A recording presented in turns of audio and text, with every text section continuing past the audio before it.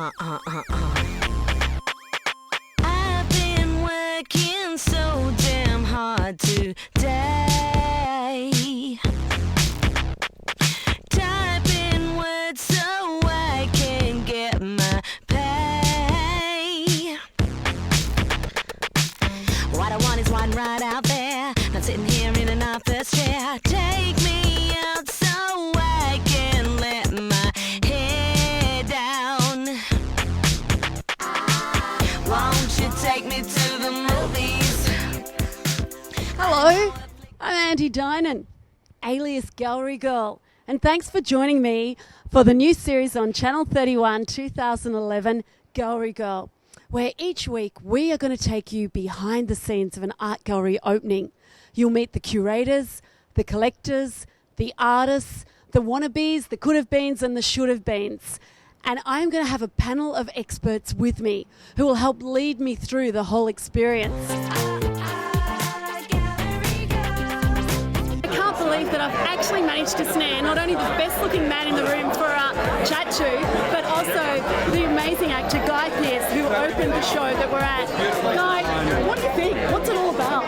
I think it's delightful. I mean, Mary obviously has a wonderful sense of imagination. Her work, which is really based around the property that her and Fred own, the vineyard, is so evocative. And I think the use of the text is really, it just works so beautifully with the pictures. So, you know, it's great. It's delightful.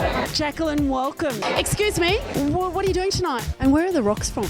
I'm with Sam Leach, winner of so much editorial, so much press. Last year he was actually named the most influential person in art. And I'd like to ask him, what do you think about all this death in art? Are you bored by it all now? No, I don't think so. I think when death as a subject is tackled, with sophistication and intelligence, then it's endlessly fascinating. Nora, what do you think of the work here today? I thought he was a very serious young man. Which I love that. Oh, you need to do a bit of dusting around here, Laura. There seems to be a lot of netting over this next sculpture. I'm thrilled because we've just run into Charco Cato, who's working on her beautiful piece here at McClelland.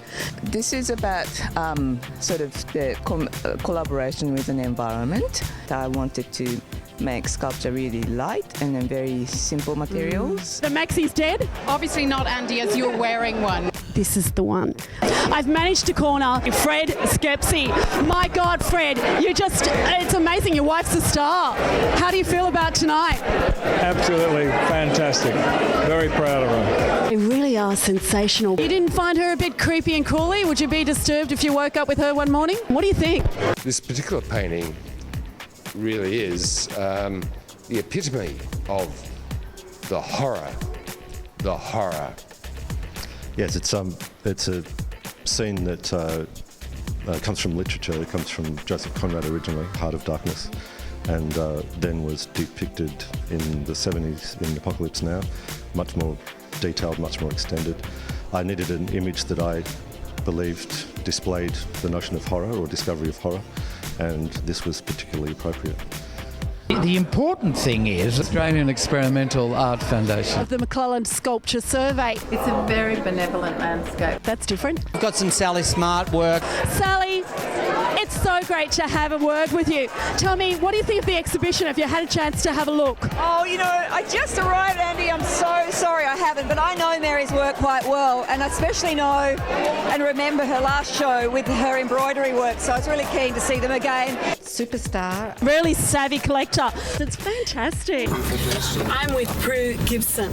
She's the author of The Rapture of Death. It's small, it's tactile and collectible. Why is there this need to sculpt, to paint, to draw about death? What's this? Why can't they move on to something happy? Well, that was really the core of my investigation, and the people that I wanted to ask were the artists themselves.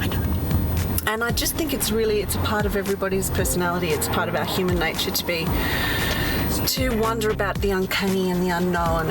After death and love, there ain't much left, hon, is there? There's happiness. Oh, maybe we could write about happiness afterwards. Pretty intense. Got a few love bites from Steve the Bunny.